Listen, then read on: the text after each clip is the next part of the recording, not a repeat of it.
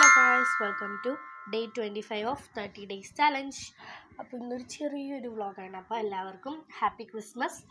Christmas ആയിട്ട് ഞാൻ തന്നതാ ഒരാകല്ല ഒരു ഉച്ചയ്ക്ക് ശേഷം എടുക്കണത് ഷവർമ്മയൊക്കെ തിന്നു. അപ്പോൾ അത് കഴിഞ്ഞിട്ട് പിന്നെ ക്രിസ്മസ് ആയിട്ട് നമ്മൾ അധികം എവിടെയും പോയൊന്നുമില്ല.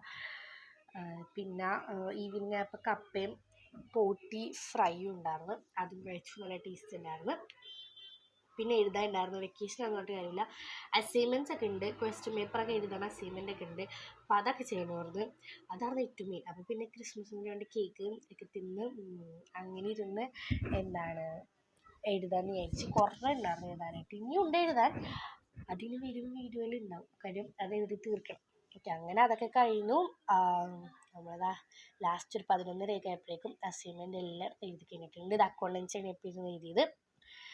അപ്പം എല്ലാം എഴുതിക്കഴിഞ്ഞപ്പോൾ നല്ലൊരു സമാധാനമായി. ഫ്രണ്ട് പേജൊക്കെ സെറ്റാക്കി. അപ്പം ഇത്രേ ഉള്ളൂ. ഇനി ഉറങ്ങട്ടെ. നാളെ കാണാം. ബൈ.